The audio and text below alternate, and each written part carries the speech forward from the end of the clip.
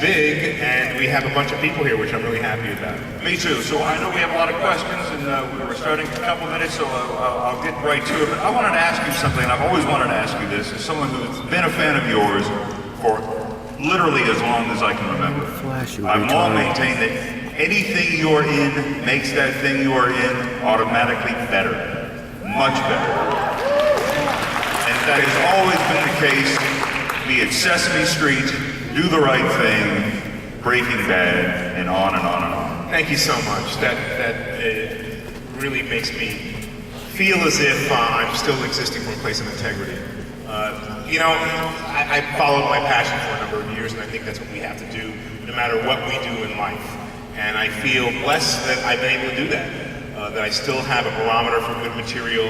I have a barometer for material that could be great, and I say it, and if we say what we mean, and we try to cultivate things that are coming to us, then we are able to really still enjoy what we do after we've been doing it for over 50 years. My 50th year! 50 years! Great. All right, so we'll get to some of the things I'm sure people want to hear about, talk about, but I wanted to begin someplace. I've long had a question for you. Because you talked, it's a story you have told a great deal about how in 1980 you went to audition for TAPS. They said no because you had come from the theater. You had come from the musical theater. And I assume that a musical theater coming into audition for film is significantly different. You are big, you are broader, you are not meant to speak to that camera just yet. So in 1980 you were sent back to learn a bit more about how to be a dramatic actor. You do Zoom In and the Sign, an extraordinary piece for which you won the Obie and other awards. I mean, it's one of my favorite plays, the Charles Fuller piece. I'm curious what you learned from that experience, because you were asked a year later to come back and re-audition for TAPS, which they had not yet made. I'm curious what you took away from that experience in terms of taking it down and yet somehow making it more intense. Because to me, that is always what you have managed to do. You have managed to be big without being overwhelming, and that's a really hard thing to do. Well, I have Shirley Rich to thank. Shirley Rich was the casting director at the time, who really liked me, and she thought I had great potential. She had seen me in the theater and called me in for this movie, and then in that meeting, she said to me, you really have to learn how to act. And actors, we deal with rejection all the time, but I had known her and I knew she was a fan of mine, so it really hurt me. Because sometimes we leave with our ego. So my ego was crushed, I was damaged, and then she said, I didn't mean you had to learn how to act, you had to learn how to act for the camera. And so what I took away from that was that I had to do my work. Many of us want to succeed in life, but when it comes to the everyday work, what you do today will determine your tomorrow. Even if you only do 3 minutes of it, and you extend it to 5 minutes, 10 minutes a day will determine your dream for tomorrow. What I took from it was perseverance. I allowed my ego to go away and not continue to replay in my head the tape of her saying we need to learn how to act, because I knew I could act. But I needed to learn a different style of acting. As a human being, I'm half Italian and half black. My father was very big. I'm big, I gesticulate, I use my hands. So I started to do different exercises. I started to make sure that I never used my hands when I spoke. Tie my hands behind my back. I do this in my acting classes. Don't allow an actor to move. Tie them to a chair and have them have their intention lead everything. My intention was to learn how to act for film. I went away, I did 4 plays off Broadway. I came back, I auditioned for Shirley. You know the rest, I got that part.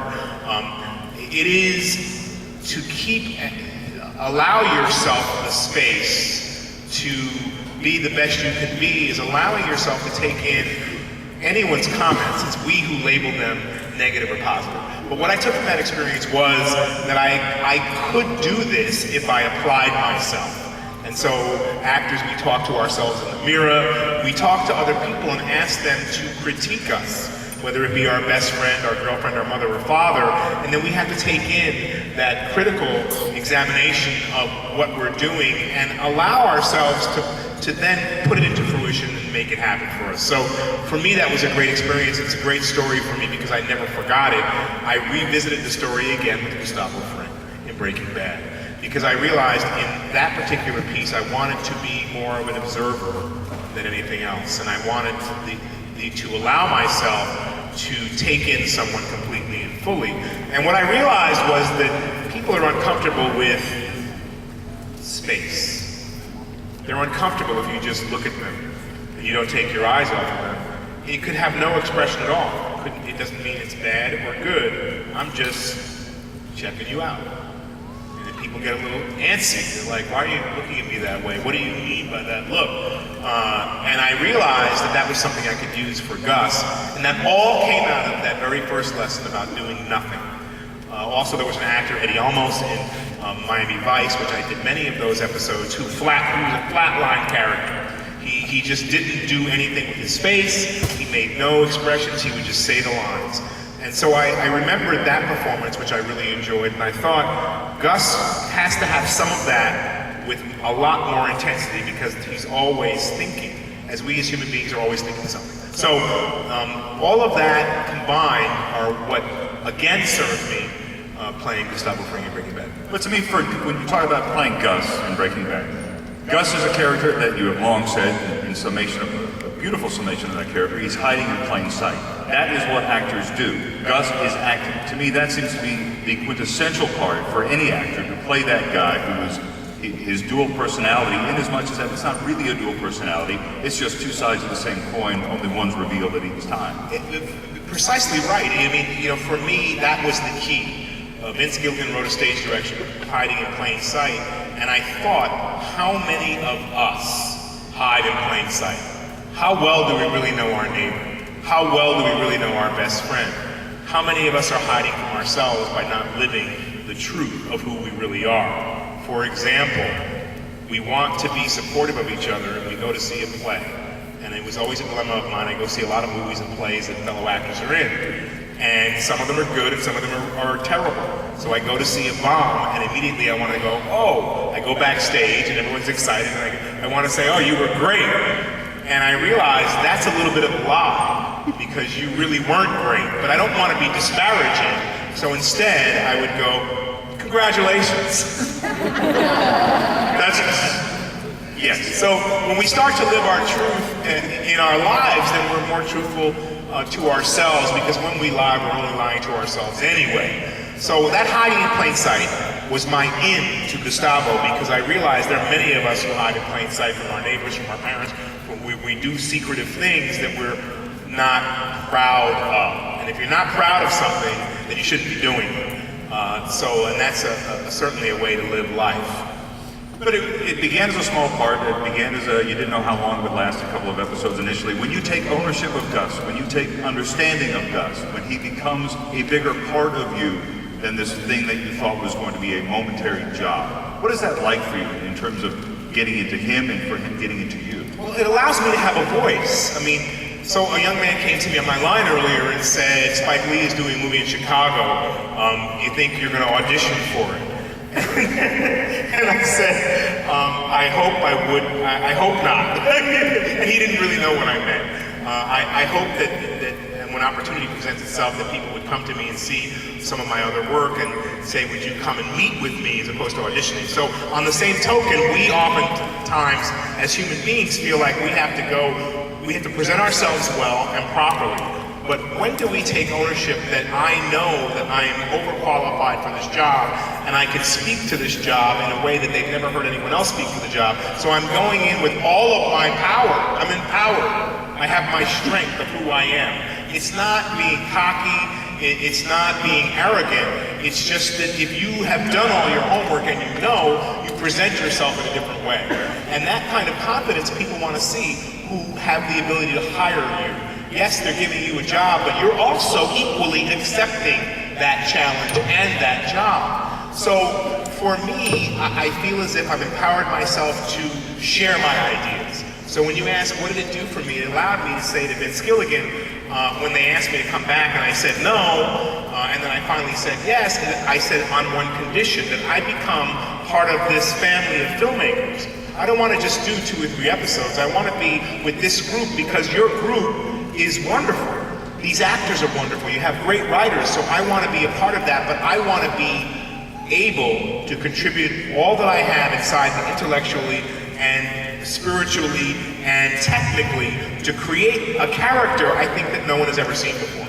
So when I was able to share that with Vince Gilligan and the folks at Breaking Bad, he went for it. He was enthused and excited. I mean, every actor in Hollywood wanted this role. Some of you may have read this. Philip Seymour Hoffman was begging to do this part, and I was the one who got it, but I felt it in my heart. So it allows me to be a part of what creatively is happening, as opposed to feeling like I'm a hired hand. But isn't that the great joy of doing television as opposed to doing film in so many ways? Obviously, you've been directing film, and certainly that's something I know you want to keep doing. But when you do television, whether it's Bakersfield PD or whether it's Homicide or whether it's Revolution, these are characters you get to then define, you get to create, because you get to stay with them long.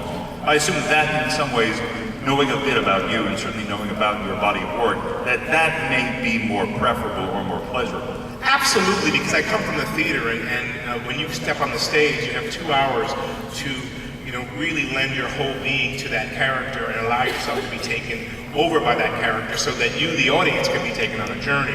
But when is the tipping point? When, after 5, 6 seasons of a character, when can you find something new? That's the battle and the struggle of television. Is that in network television, they want you, the audience, to see that same person that they were introduced to in the pilot 5 years ago, 5 years later. They don't want to lose that person. It's very similar to something you said earlier about, I look at it this way. You take the best, you leave the rest. Yes, you want the character to grow, but we also know that there's something about you that we like. There's something about this guy right here that I like. There's a heartfelt connection. There's an intelligence. There are clear eyes. There's something about that I want to see. So I don't want to lose all that inside of the character, but I want you to use all that and bring it with you along for the ride. So for me, I love Breaking Bad in television because I think it's 13 episodes a season, which makes it a little more condensed than 26. And the writing is so good that you're not repeating yourself. In other network shows, you do 26 episodes, you have writers that are good, Revolution was good, could have been great. If you always, good is good, right? People are okay with being good. I like being good, but if you settle for good, you may not ever be great. Revolution was good. You were great in it. I know we don't have much time. I've got a million questions for you. I mean, my God, we haven't even touched on the surface of the body of work, but we'll start taking some questions. So yes, go ahead.